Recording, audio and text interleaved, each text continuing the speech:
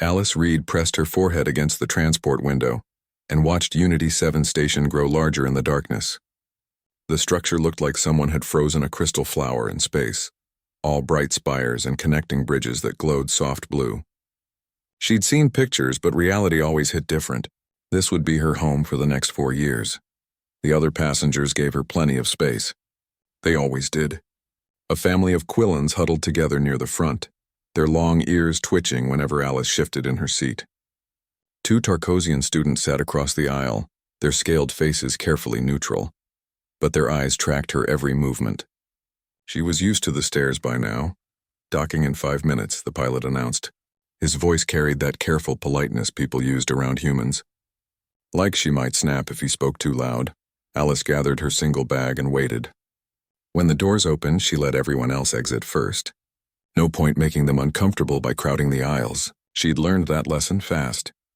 The station's main concourse stretched out before her, impossibly huge. Shops and restaurants lined the walls on multiple levels, connected by gravity lifts that carried people up and down like floating bubbles. Students from dozens of species moved through the crowds, laughing and talking. Nobody was alone except her. "You must be Alice Reed." A small figure appeared at her elbow. The girl barely reached Alice's shoulder, covered in soft gray fur with enormous dark eyes. "Quillan, obviously. I'm Pip, we're roommates." "Nice to meet you." Alice kept her voice gentle and made no sudden moves. Pip's ears were already flat against her skull and her nose twitched with nervousness. "Right. Yes. Nice to meet you too." Pip's words came out fast. "I should tell you I've never met a human before. I mean, I've read about Earth. Class 12 Deathworld. Highest danger rating. But I'm sure you seem normal." Alice smiled despite herself. "I promise not to eat you." Pip's eyes went wide. "That's not funny. Sorry, bad joke." Alice followed as Pip led her through the concourse. People moved out of their way. Some stared openly. Others pretended not to notice while giving them a wide berth. "Does everyone here know about humans?" "Everyone knows about Earth," Pip said. "We study deathworlds in xenobiology. Your planet is legendary. The gravity alone would crush most species. And the predators. So many predators." She glanced up at Alice. "No offense. None taken."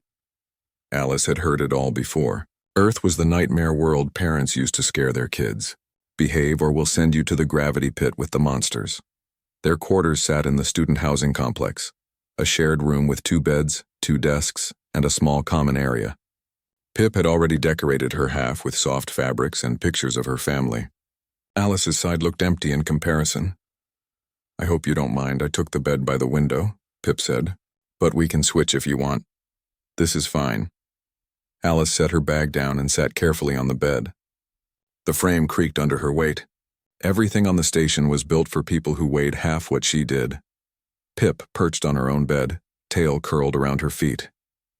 "So why did you come here? I mean, there are human schools, right?" "On Earth?"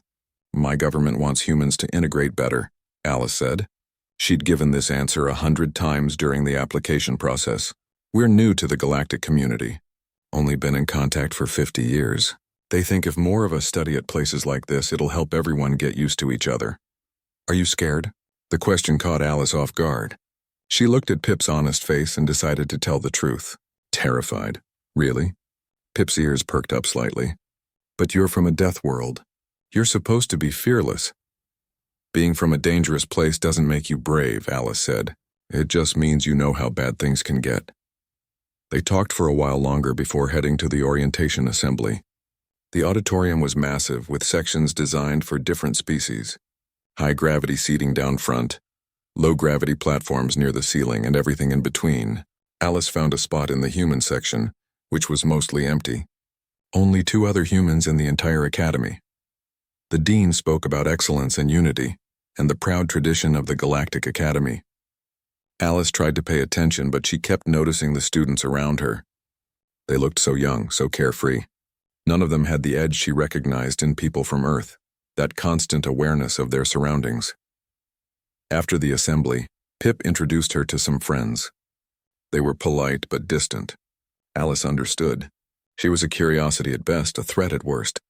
"Don't worry," Pip whispered as they walked back to their room. They'll warm up to you, Alice wasn't so sure. She'd seen the looks, heard the whispers.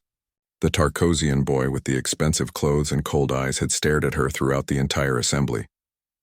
When their eyes met, he didn't look away, just lifted his chin slightly like he was marking a target. That night, Alice lay in her bed and listened to Pip's soft breathing. The station hummed around them, a constant gentle vibration that felt nothing like home. On Earth, nights were full of sounds. Wind and rain and the distant calls of animals. Here, everything was controlled, sanitized, safe. She pulled up her data pad and scrolled through messages from home. Her mom reminded her to eat enough protein. Her dad sent a picture of their dog. Her brother just wrote, "Don't let them push you around." Alice smiled at that. Her brother always thought she was tougher than she felt. The truth was, she didn't want to be tough here. She wanted to be normal, to make friends, to prove that humans could be more than their reputation. Outside her window, the stars stretched endlessly in all directions. Somewhere out there was Earth, spinning away in its dangerous corner of the galaxy. And here she was, trying to fit into a universe that had decided what she was before they ever met her. Tomorrow would be her first day of classes. Alice closed her eyes and tried to sleep, but her body stayed alert, listening to every sound, mapping every exit, counting every potential threat. Old habits died hard. 2 weeks at Unity 7 felt like 2 years.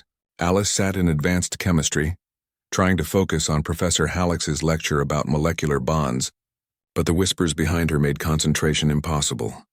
"I heard humans can smell fear," someone said, just loud enough to be heard. "My cousin said they still eat meat, like actual animals. That's disgusting." Alice kept her eyes forward and her hands relaxed on the desk. Getting angry would only prove their point. She was the savage from the Death Planet, and they were watching for any sign that confirmed their fears. The chemical spill happened during the lab portion. Alice was measuring compounds when her solution suddenly turned brown and started smoking. She jerked back, but not before the liquid splashed across her work surface, destroying her samples and notes. Oops. Reed stood at the next station, his scaled face showing mock concern. "How clumsy of me. I must have mixed up our solutions." Professor Halix appeared immediately, his multiple eye stalks focused on the mess. "What happened here?" "Accident," Alice said quickly. She'd learned that reporting incidents only made things worse. Reed's family had money and influence. She had neither. "Clean this up and start over," Halix said. But his eyes lingered on her face like he didn't quite believe the accident story. Reed smiled as the professor walked away. His friends, Lena and 3 others whose names Alice hadn't bothered learning, clustered around him. They all wore the same expensive clothes, the same confident expressions of people who'd never faced consequences. "You should be more careful, Deathworlder," Lena said. Her voice sounded sweet, but her eyes were cold. "Accidents happen all the time around here." The accidents continued. Alice's homework files corrupted mysteriously. Someone spilled juice on her tablet. Her gym clothes disappeared, then reappeared shredded in her locker. Each incident was small enough to dismiss, but constant enough to wear her down. Pip noticed. "You should report them," she said one evening, watching Alice repair her tablet for the 3rd time. "To who?" Alice asked. "Security? They'll just say I can't prove anything. This isn't right." Pip's ears were flat with distress.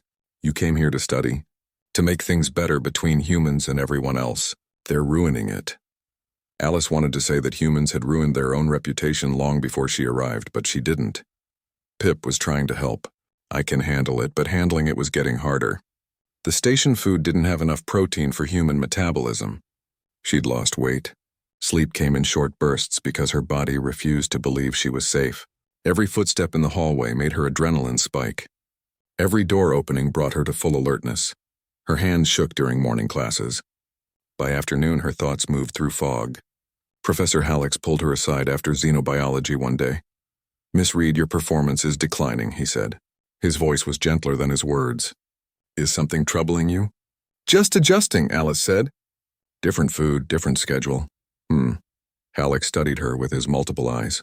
He was Zenteran, one of the few species that actively studied death worlds. "I've researched human biology. You're experiencing stress responses, elevated cortisol, likely poor sleep, insufficient nutrition." He paused. "You're in survival mode," Alice blinked. Nobody here understood human psychology, or at least nobody she'd talked to. I'm fine. No, you're not. Alex handed her a data chip. Dietary supplements formulated for human needs. And the location of a private study room where you can rest without interruption. He looked at her seriously. Your species didn't survive Earth by ignoring your body's warnings. Don't start now. The kindness nearly broke her. Alice took the chip with trembling hands. Thank you. Be careful, Miss Reed. This station is supposed to be safe, but safety is relative. That night, Reed and his friends found her in the library. They surrounded her table, not quite threatening, but definitely intimidating. We've been thinking, Reed said, sitting on her table like he owned it. You don't belong here. This academy is for civilized species, not primitives who still solve problems with violence. I haven't touched anyone, Alice said quietly. Yet. Lena leaned close. But it's only a matter of time, right? Sooner or later you'll snap. Show everyone what you really are. Leave her alone. Pip appeared from behind a bookshelf, shaking but determined. She hasn't done anything to you. Reed laughed. Look, the little prey animal is defending the predator. That's adorable. Let's go, one of Reed's friends said nervously. There are cameras here. Right. Reed stood up. But there are places without cameras. Old sections. Maintenance areas. He looked directly at Alice. Places where accidents could happen and nobody would see. They left, laughing among themselves. Pip sat down next to Alice, her whole body trembling. Why do they hate you so much? Pip asked. Alice knew the answer. She'd heard it in political debates, read it in galactic news feeds. Humanity was expanding fast, colonizing worlds other species couldn't survive on, building fleets that made older civilizations nervous. Humans were the newcomers who didn't know their place, who wouldn't stay on their nightmare planet where they belonged. Because I'm here, Alice said, and they wish I wasn't. That night she found a message on her tablet.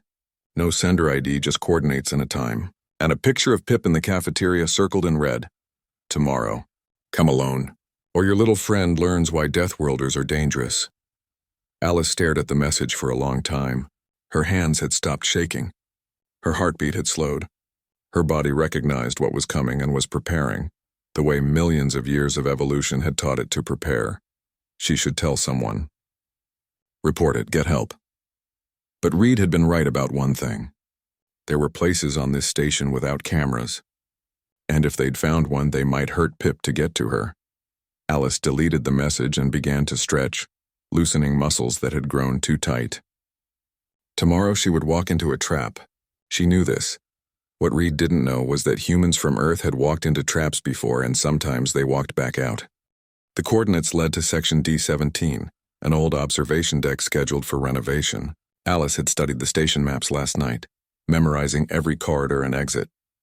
The section sat at the far end of Unity 7, away from student areas and classroom buildings.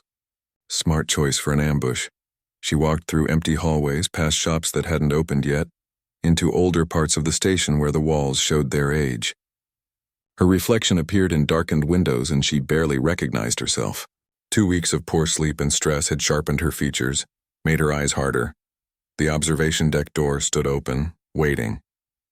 Alice paused at the threshold and listened. 5 heartbeats inside, elevated with excitement and nervousness. Reed's voice giving quiet instructions. The shuffle of feet taking positions. She stepped inside. The deck was smaller than she expected, with wide windows showing empty space beyond. Dust covered the floor. Old furniture had been pushed against the walls. And 5 students blocked the only exit. Reed stood in the center, flanked by Lena and the others. They all held neural stunners, the kind students could legally carry for self-defense. Alice noted their positions, calculated angles, assessed threats like her instructors back home had taught her. You came, Reed said. He sounded surprised. You threatened my friend. Alice kept her voice level. Where's Pip? Safe for now. Reed's smile didn't reach his eyes. We just wanted to have a conversation. Away from all those cameras and recording devices. This is where you teach me my place? Alice asked. This is where you learn that Earth doesn't get to push into galactic society like you own it, Reed said. His voice rose with anger he'd been holding back. For 10,000 years, my people have maintained peace. We built this civilization while your ancestors were hitting each other with rocks, and now you show up acting like you deserve to be here?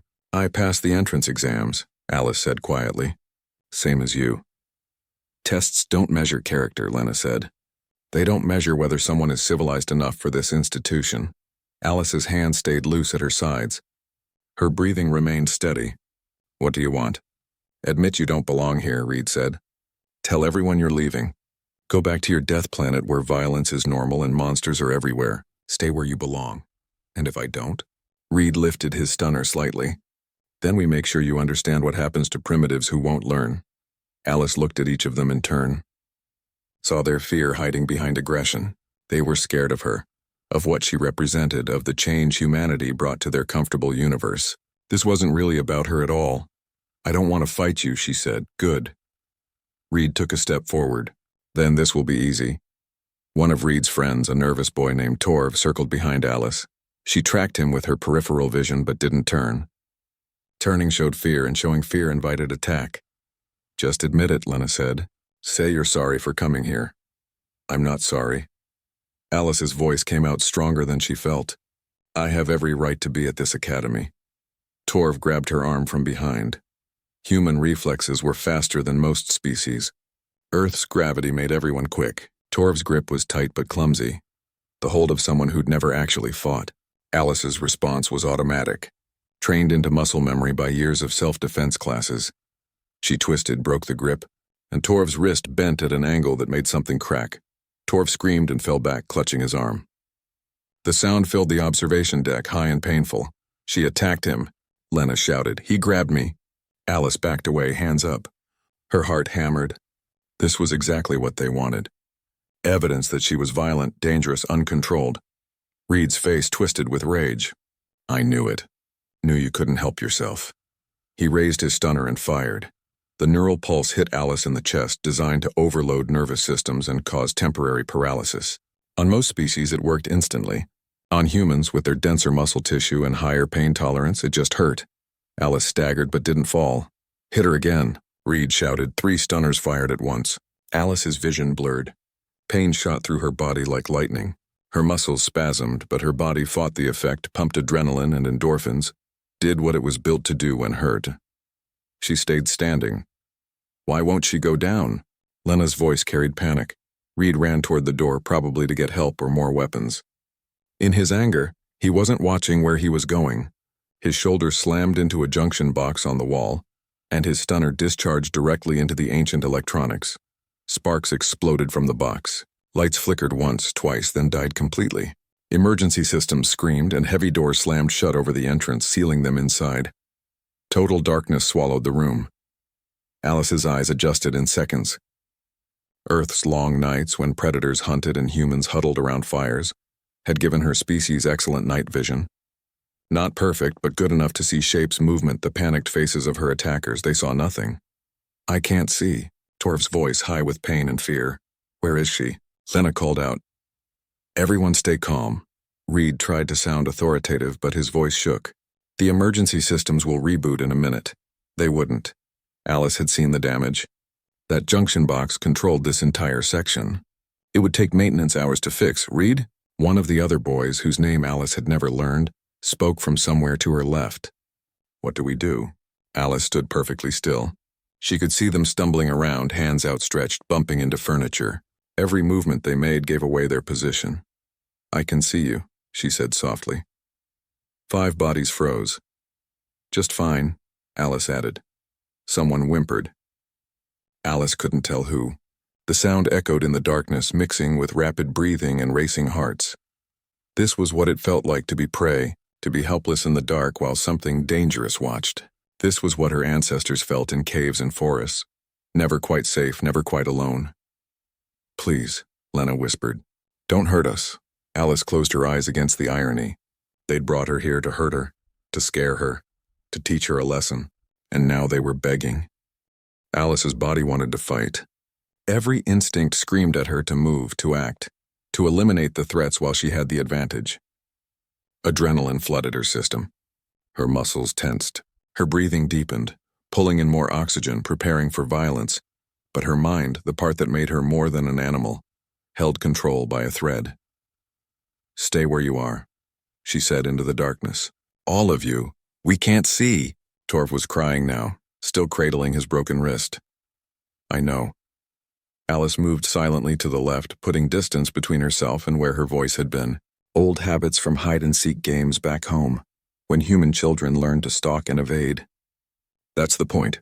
Reed's stunner fired wildly. The pulse hit the wall 3 meters from where Alice stood. In the flash of light, she saw his face twisted with fear and rage. "Stop shooting," Lena hissed. "You'll hit one of us." "We need to get out of here," the unnamed boy said. Alice had started thinking of him as nervous because his voice shook constantly.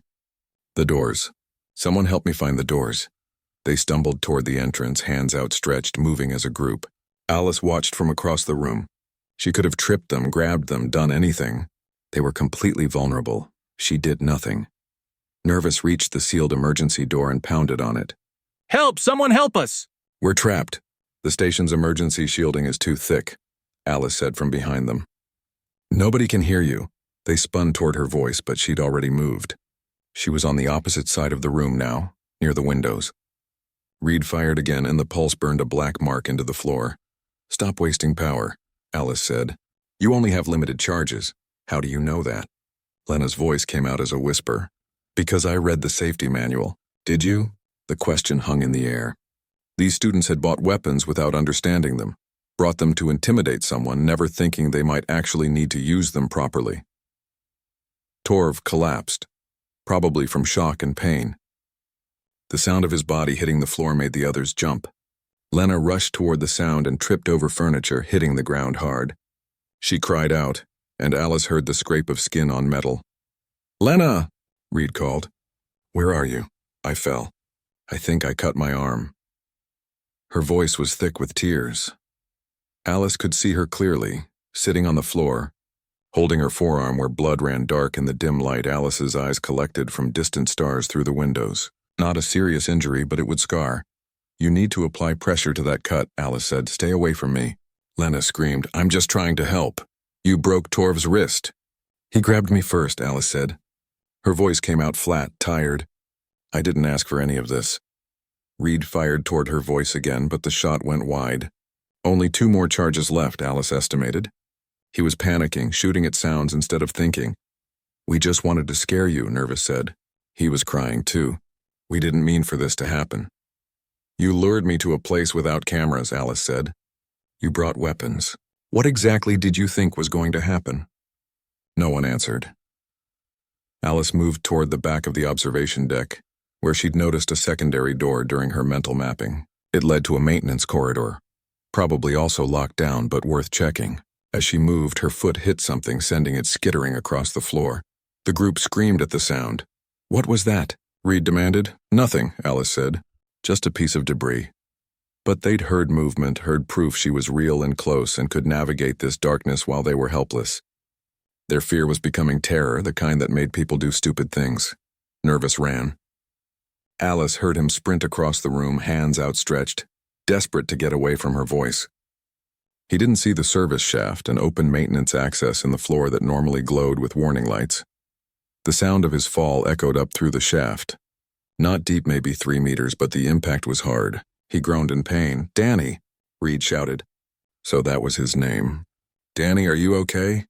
"I fell," Danny moaned from below. "My leg. I think it's broken." Alice stood at the edge of the shaft looking down. Danny lay in a heap, his leg bent wrong. He looked up and their eyes met. He could see nothing but darkness. She could see everything. "Don't," he whispered. "Please don't." "Don't what?" Alice asked. "Whatever you're going to do to me." Alice stared at him. This boy had helped corner her, helped threaten her, and now he thought she was going to hurt him more. They all did. They'd created a monster in their minds and convinced themselves she was it. "I'm going to get you out of there," she said. She found a storage container nearby, dragged it to the shaft edge, and dropped it down. It landed with a crash that made everyone jump. "Climb on that," Alice told Danny. "I'll pull you up." "Why?" His voice broke on the word. "Because you're hurt." She pulled him up, careful of his leg, and dragged him back toward the others. He whimpered the entire way. When she laid him near Torv, both injured boys huddled together. "What are you doing?" Reed called out. "Making sure no one else gets hurt," Alice said. She moved methodically through the darkness, guiding each person to the walls where they'd be safest, away from obstacles and dangers. They cringed from her touch, but they let her move them. They had no choice. Finally, only Reed was left, standing in the center of the room with his stunner raised, turning in circles, trying to track her by sound. "This is what you wanted, isn't it?" Alice said. She was back by the window, speaking quietly. "To prove I'm dangerous. To show everyone that humans don't belong." "You are dangerous," Reed said. "Yes," Alice agreed. "But so are you. You just never had to be the one in the dark before." She walked to the far wall and found the maintenance panel she'd been looking for. Inside was an emergency release, mechanical rather than electronic. She pulled it and the secondary door groaned open. "There's a door open on the east wall," Alice announced. "It leads to a corridor. Follow the wall with your left hand and you'll reach the main junction in about 50 meters. There will be lights there." "You're letting us go?" Lena asked. "I'm not keeping you," Alice said. "I never wanted to." She listened to them shuffle toward the door, helping each other, moving as a group. When they were gone, she sat down with her back against the window and looked at stars she couldn't really see. Her hands were shaking again. Security found Alice still sitting by the window when they finally cut through the emergency doors. She didn't run or hide, just waited while lights flooded the observation deck and revealed the damage. 3 security officers entered with weapons drawn, followed by medical personnel and Professor Hallex. They found Alice alone, hands visible, posture non-threatening. But they also found scorch marks on the walls, a destroyed junction box, broken furniture, and blood on the floor. "Miss Reed," the head of security said carefully, "we need you to come with us." "Okay." Alice stood slowly, making no sudden movements. She'd learned that on Earth, too. When dealing with authority, every gesture mattered.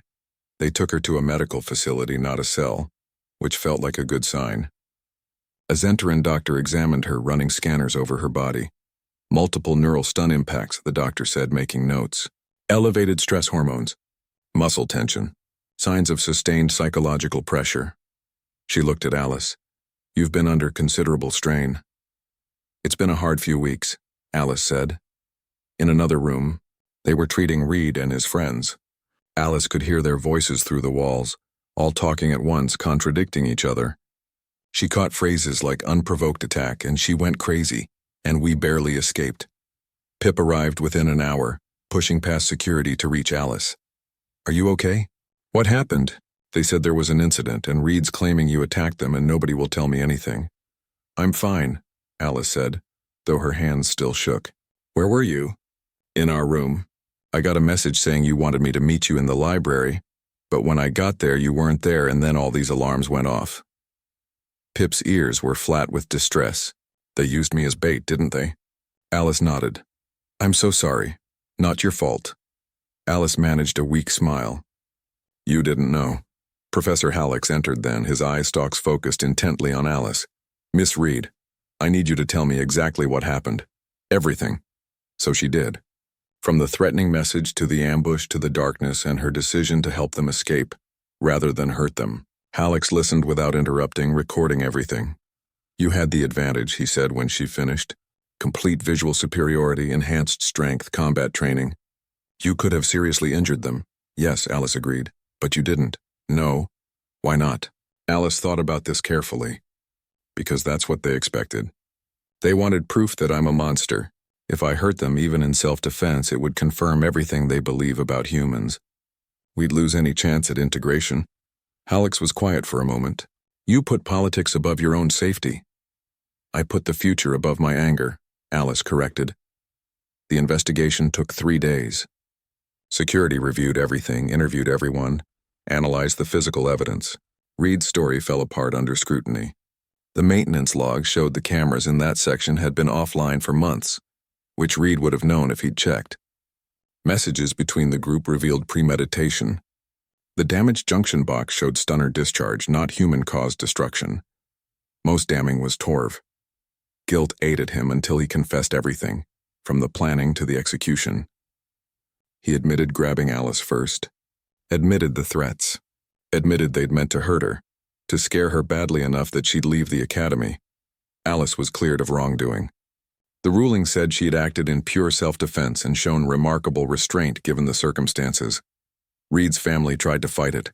They had lawyers and influence and money, but the evidence was too clear and the galactic community was watching. Humanity's ambassador had arrived, along with representatives from a dozen other species. The case had become political. The Academy expelled Reed. The others received suspensions and mandatory counseling.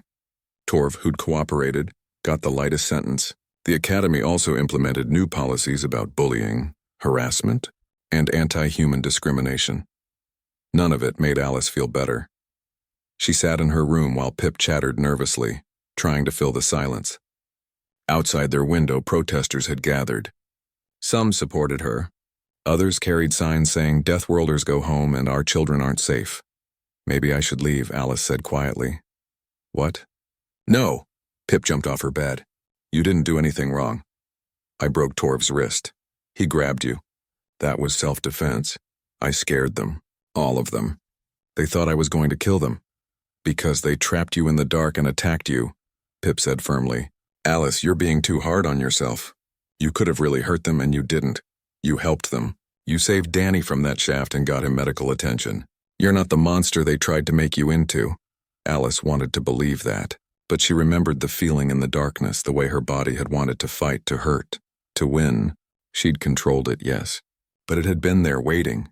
"What if next time I can't stop myself?" she asked. "Then you'll be like everyone else," Pip said. "Everyone has a breaking point. Everyone has anger. The difference is you chose not to use yours." Professor Hallex visited that evening. He brought food, real human food with actual protein, and sat while Alice ate. "The Academy has asked me to be your advisor," he said. "If you're staying." "I don't know if I am," Alice admitted. "That's fair." Hallex paused. "For what it's worth, I think you should stay. Not for politics or integration or any of the big reasons. Stay because you earned your place here. Stay because you're an excellent student when you're not being systematically harassed. Stay because running away teaches the bullies that their tactics work." "Stay to prove them wrong?" Alice asked. "Stay to prove yourself right," Hallex corrected. "You came here believing humans could be more than their reputation. You've proven it. Don't let fear make you doubt that." Alice thought about Earth, about home, about the easy path of giving up. Then she thought about the students who'd sent her messages of support, about Pip's fierce loyalty, about the future humans who might want to attend this academy. "Okay," she said. "I'll stay." Hallex's eye stalks moved in what might have been a smile. "Good, now eat your protein.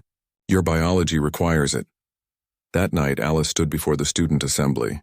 The auditorium was packed with hundreds of students and dozens of species all watching her. "They asked me to speak," she said into the microphone, "to explain what happened, to make everyone feel safe again." She paused. "I can't make you feel safe." "Safety is something you feel or don't feel, and I can't control that. But I can tell you who I am." She took a breath. "I'm Alice Reed. I'm from Earth. Yes, it's a dangerous world. Yes, humans are strong and fast and hard to kill.